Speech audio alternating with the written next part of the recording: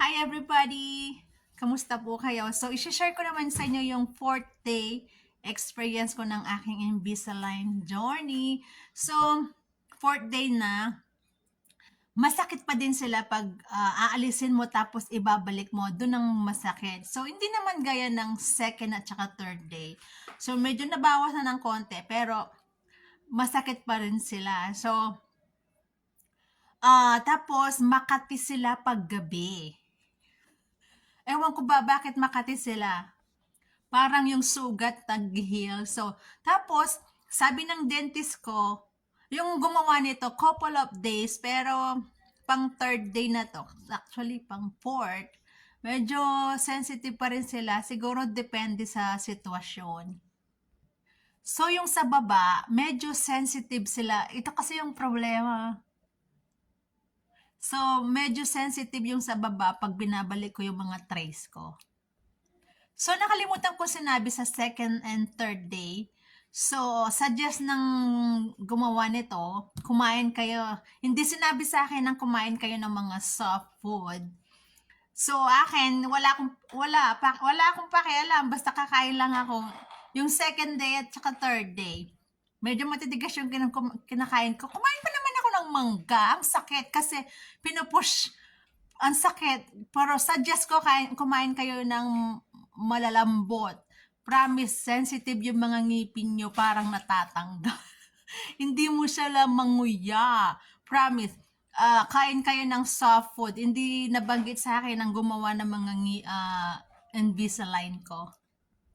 Sabi kasi kahit ano pwede nang kainin. Hindi naman pala. Hindi man niya sinabi na soft muna. Mali siya doon. So, ito yung masasuggest ko lalo na pagkakain kayo. Kasi naka-timer to, naka-oras. Always remember, dapat nakasuot tong 22 hours a day. So, naka-timer kayo. So, ang suggest ko, i-ready na niyo yung pagkain nyo bago nyo sila alisin. Ako, i-ready ko muna lahat. Tapos, kakain na ako kasi, aalisin ko muna syempre tapos kakain. Huwag nyo gagawin yung nakaalis na sila tapos mag-prepare pa lang kayo ng pagkain nyo. Hindi. I-prepare nyo muna yung food nyo bago nyo alisin yung trays nyo kasi nga naka-limit time lang kayo. Okay? Yun ang gawin nyo. Yun ang ginagawa ko para save time. So, prepare muna yung food bago nyo alisin yung trays nyo. So, dito ata ako talaga madadayet. Kasi, every time nakakain ka, aalisin mo to. So, kahit kung gusto mong kumain ng chocolate, ng mga prutas, kailangan mo silang alisin. Yun ang hindi maganda. Parang mas bet ko yung braces. So, ito, kailangan mo pa silang alisin. So, parang istorbo sila. So, para sa mga ngipin ko. So, gusto meron pa siyang Oreo. Wait lang, baby. So, always remind you, kung nagpa-Invisalign kayo, always wear 22 hours a day.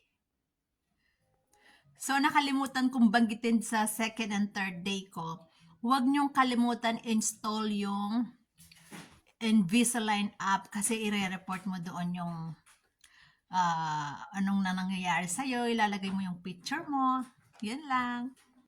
So, yun lang for today. Sana nakatulong to sa mga magpapa-Invisalign. So, ayun na sila. Makati sila ngayon. So, thank you. Abangan nyo yung next pang 5th day experience ko. Thank you. Don't forget to like, subscribe, or follow our TikTok or Facebook. Thank you, guys. Salamat po.